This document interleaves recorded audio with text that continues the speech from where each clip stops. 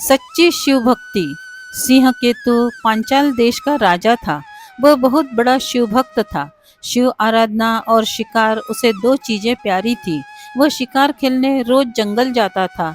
एक दिन घने जंगल में सिंह केतु को एक ध्वस्त मंदिर दिखा। राजा शिकार की धुन में आगे बढ़ गया, पर सेवक भील ने ध्यान से देखा तो वह शिव मंदिर था, जिसके भीतर लता पत्रों में एक शिवलिंग था। भील का नाम चंड था। राजा सिंह केतु के सानिध्य और उसके राज्य में रहने से वह भी धार्मिक प्रवृत्ति का हो गया था। चबूतरे पर स्थापित शिवलिंग, जो कि अपनी जलहरी से लगभग अलग ही हो गया था, वह उसे निकाल लाया। चंड ने राजा से कहा, महाराज, यह निर्जन में पड़ा था। आप आज्ञा दे तो इसे मैं रख लूं, पर कृपा कर पूजन विधि भी बता दें, ताकि मैं रोज इसकी पूजा कर पुण्य कमा सकूं। राजा ने कहा कि चंड भील, इसे रोज नहलाकर फूल बेल पत्तियों से सजाना, अक्षत फल मीठा चढ़ाना, जय भोले शंकर बोलकर पूजा करना और उसके बाद इसे धूप दीप दिखाना। राजा ने कुछ मजाक में कहा कि इस शिवलिंग को चिता भस्म जरूर चढ़ाना और वो भस्म ताजी चिता राख की ही हो। फिर भोग लगाकर बाजा बजाकर खूब नाच गाना किया करना। शिकार से राजा तो लौट गया, पर भील, जो उसी जंगल में रहता था, उसने अपने घर जाकर अपनी बुद्धि के अनुसार एक साफ सुथरे स्थान पर शिवलिंग की स्थापना की और रोज ही पूजा करने का अटूट नियम बनाया। भीलनी के लिए यह नई बात थी। उसने कभी पूजा पाठ नहीं देखी थी। भील के रोज पूजा करने से ऐसे संस्कार जगे कि कुछ दिन बाद वह खुद तो पूजा न करती, पर भील की सहायता करने लगी। कुछ दिन और बीते तो भीलनी पूजा में पर्याप्त रुचि लेने लगी।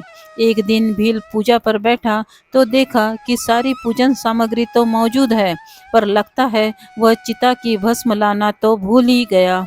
वह भागता हुआ जंगल के बाहर स्थित स्मशान गया। आश्चर्य! आज तो कोई चिता जल ही नहीं रही थी।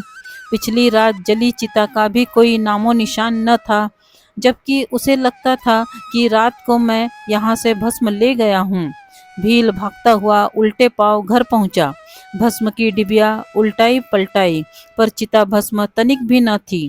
चिंता और निराशा में उसने अपनी भीलनी को पुकारा, जिसने सारी तैयारी की थी। पत्नी ने कहा, आज बिना भस्म के ही पूजा कर ले, शेष तो सब तैयार है। पर भील ने कहा, नहीं, राजा ने कहा था कि चिता भस्म बहुत जरूरी है, वह मिली नहीं, क्या करूं? भील चिंतित हो उठा। भील ने भीलनी से कहा, प्रिय, यदि मैं आज पूजा न कर पाया तो मैं जिंदा न रहूंगा। मेरा मन बड़ा दुखी है और चिंतित है। भीलनी ने भील को इस तरह चिंतित देख एक उपाय सुझाया। भीलनी बोली, यह घर पुराना हो चुका है, मैं इसमें आग लगाकर इसमें घुस जाती हूँ। आपकी पूजा के लिए मेरे जल जाने के बाद बहुत सारी भस्म बन जाएगी। मेरी भस्म का पूजा में उपयोग कर लेना। भील न माना। बहुत विवाद हुआ। भीलने ने कहा, मैं अपने पतिदेव और देवों के देव महादेव के काम आने के इस अवसर को न छोड़ूंगी। भीलनी ने स्नान किया, घर में आग लगाई, घर की 3 बार परिक्रमा की, भगवान का ध्यान किया और भोलेनाथ का नाम लेकर जलते घर में घुस गई। ज़्यादा समय न बीता कि शिव भक्ति में लीन वह भीलनी जलकर भस्म हो गई।